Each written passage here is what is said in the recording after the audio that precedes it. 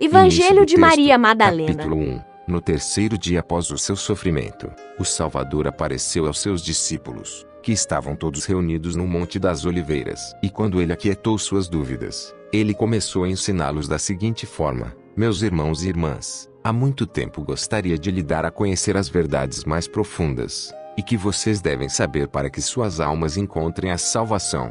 E que até agora vossos ouvidos foram impedidos de ouvi-los, porque os vossos corações estavam ligados ao mundo pelo qual acabo de morrer, e do qual fui ressuscitado para sempre. E vossas mentes foram ressuscitadas comigo, de modo que agora são capazes de compreender o que não podias compreender antes. Arranquei-te das garras do arconte deste mundo, para que possas ouvir as palavras que um discípulo deve ouvir do seu mestre e que um mortal deve ouvir do seu Deus. Capítulo 2. E Pedro ficou ousado e perguntou: Senhor, fala-nos sobre o Pai, quem Ele é, e por que Ele te mandou. E Jesus respondeu: Simão, você é abençoado, porque você não acha que sabe, isto que é um mistério para toda a carne. Porque o meu Pai não é o Criador do mundo da matéria que vemos ao seu redor, um mundo cheio de morte e de desespero, mas que, vendo com a febre da carne e seu desejo, os mortais consideram-no cheio de todo deleite e conforto, e assim desperdiçam suas vidas em busca de ilusões. Não. Todas essas coisas escravizam a humanidade apenas ao Criador material. Meu Pai é exaltado acima deste, de onde é chamado Deus Altíssimo. Pois ninguém fala de nada como o mais alto,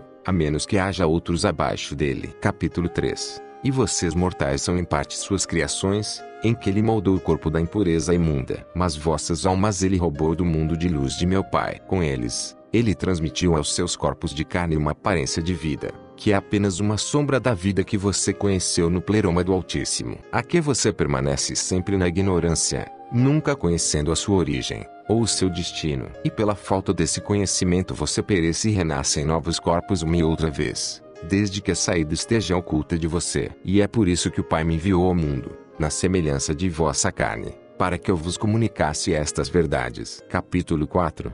André perguntou: Ó Salvador, o que faremos então daquelas coisas que quando em carne dissestes à multidão, e que não diferem muito do que elas ouviam de seus escribas? E o Salvador respondeu: Que fique assim por agora, ó André. Alguns deles ainda podem descobrir que abrigam a centelha da luz dentro deles, e então eles procurarão isto que eu lhes ensino agora. Outros não podem, mas meu Pai os ama, e Ele me ordenou que lhes concedesse tal sabedoria, e que eles possam compreender para mitigar a dureza de quem criou este mundo e que deu os mandamentos ao legislador. Nada acharás falso neles, mas, no entanto, não vos dá instrução quanto à salvação de vossos espíritos. Capítulo 5. Levi perguntou ao Salvador: Meu Senhor, então, com que sofrimentos sofrestes e morreste a morte? E o Salvador respondeu: Sofri e não sofri, e morri e não morri, pois todos os desígnios forjados pelos malévolos arcontes foram para libertar-me da roupa vergonhosa da matéria, e que havia assumido por causa da minha estada neste mundo. Por muito tempo eu vinha dizendo para que você mantivesse a minha identidade em segredo, mas o demônio reconheceu meu poder, e finalmente eles me crucificaram. Mas eles não suspeitaram que seriam a causa da minha libertação. E a razão pela qual sofri essas indignidades foi por causa daqueles sem espíritos verdadeiros, que, sendo elevados, eu poderia afastá-los do Criador e trazê-los ao conhecimento da notícia de mim que vocês proclamarão. Muitos deles serão chamados, embora poucos escolhidos. Capítulo 6. Salomé lhe perguntou: Qual será o fim de todas as coisas, e por que somente alguns serão salvos? O Salvador disse-lhe: Ó mãe de Tiago e João, sua curiosidade é tão grande quanto a de Sofia, que desejava espiar por trás do véu do pleroma. Amém. Eu lhes digo: as notícias do reino da luz serão pregadas ao longo deste mundo sublunar, e no mundo abaixo, e aqueles que ouvirem essas verdades e a mantiverem em seus corações escaparão da roda da morte e renascimento quando seus corpos morrerem. Suas almas ascenderão e, se forem sábias, passarão pelos governantes das esferas celestes. E assim que o número total dos eleitos for assim redimido, todos os que abrigarem dentro de sua composição a divina luz de meu Pai, a matéria que os aprisionou, voltarão ao estado de barro virgem, sem nenhuma impressão semelhante a ele. Finalmente toda a criação do Criador retornará às falta de vida. Capítulo 7. Simão Pedro perguntou: Então a matéria será destruída, ou não? O Salvador disse: Todas as espécies, todas as formações, todas as criaturas estão unidas, elas dependem umas das outras, e se separarão novamente em sua própria origem. Pois a essência da matéria somente se separará de novo em sua própria essência. Quem tem ouvidos para ouvir que ouça. Pedro disse-lhe, tendo explicado todas as coisas para nós, diga-nos também, qual é o pecado original do mundo? O Salvador respondeu, não há nenhum pecado em si. Em vez disso, são vocês que fazem uma coisa pecaminosa, quando realizam atos semelhantes ao adultério, a única que é apropriadamente denominada pecado. É por isso que o bom veio entre vós, para purificar toda a natureza, a fim de restaurá-la ao seu estado original. Então ele prosseguiu, dizendo, esta é a razão pela qual você adoece e morre, pois o espírito sempre busca escapar da mistura com o corpo da morte daquele que ainda não está iluminado. Aquele que compreende minhas palavras, que as coloca em prática. A matéria produziu uma paixão sem igual, que se originou de algo contrário à natureza divina. A partir daí, todo o corpo se desequilibra. Essa é a razão por que vos digo, tende coragem, e se estiverdes desanimados, procurai força das diferentes manifestações da natureza. Quem tem ouvidos para ouvir que ouça. Capítulo 8. Quando o abençoado falou assim, ele saudou a todos, dizendo, a paz esteja convosco. Recebei minha paz. Tomai cuidado para que ninguém vos afaste do caminho, dizendo, por aqui ou por lá, pois o Filho do Homem está dentro de vós. Seguiu. Quem o procurar, o encontrará. Prossegui agora, então, pregai o evangelho do reino. Não estabeleçais outras regras, além das que vos mostrei, e não instituais como legislador, se não sereis cerceados por elas. Após dizer tudo isso, partiu. Mas eles estavam profundamente tristes, e falavam, como vamos pregar aos gentios o evangelho do reino do Filho do Homem? Se eles não o pouparam, vão poupar a nós? Maria Madalena se levantou, cumprimentou a todos e disse a seus irmãos, não vos lamentais nem sofrais, nem hesiteis, pois sua graça estará inteiramente convosco e vos protegerá. Antes, louvemos sua grandeza, pois ele nos preparou e nos fez homens. Após Maria ter dito isso, eles entregaram seus corações a Deus e começaram a conversar sobre as palavras do Salvador. Capítulo 10. Pedro disse a Maria, irmã, sabemos que o Salvador te amava mais do que qualquer outra mulher. Conta-nos as palavras do Salvador, as de que te lembras, aquelas que só tu sabes e nós nem ouvimos. Maria Madalena respondeu, dizendo, esclarecerei a vós o que está oculto. E ela começou a falar essas palavras. Disse ela, eu tive uma visão do Senhor e contei a ele, mestre, apareceste-me hoje numa visão. Ele respondeu e me disse, bem-aventurada sejas, por não teres fraquejado ao me ver. Pois, onde está a mente, há um tesouro. Eu lhe disse, mestre, aquele que tem uma visão vê com a alma ou com o espírito?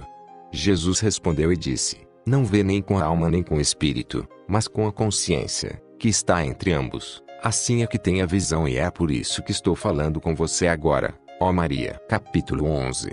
E eu lhe perguntei, ó Senhor, sabemos que você nos deixará para ascender ao reino da luz de onde você veio primeiro. E é lá que desejamos nos juntar a você, para que não continuemos sendo órfãos neste mundo. Mas nós não sabemos o caminho para onde você está prestes a ir. Não se apresse em partir, ó Salvador, sem revelar o caminho invisível que leva ao Pai, que é o caminho que toda alma deve seguir quando deixar para trás a insensível mistura com a matéria, no dia em que a carne afrouxar o seu aperto. E o Salvador disse-me, ó Maria, eu te mostrarei o caminho que deves seguir, para que no dia em que teus irmãos te perguntar destas coisas, você saiba, o que você e eles devem saber, a realização da verdadeira salvação, para que todos possam se reunir na casa da luz no alto, de onde todas as almas dos eleitos surgiram primeiro. Primeiramente, saiba o seguinte, o caminho é simples, mas não encerrado. Ela serpenteia através das 7 esferas celestes, e cada uma delas é zelosamente vigiada por seu guardião e coletor de pedágio,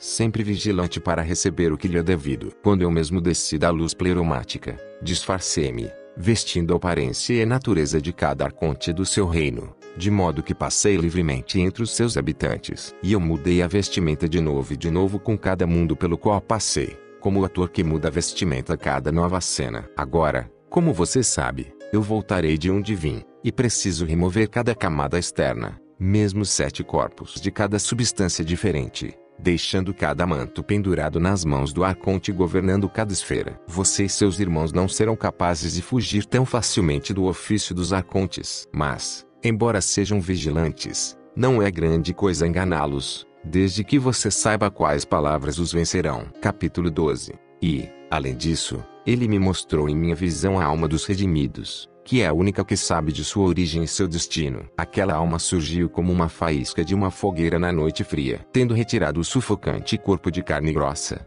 continuou a subir até que finalmente a alma chegou ao primeiro dos poderes, aquele mesmo que é chamado escuridão, e que assim falou a ela: não prossigas além, transgressor.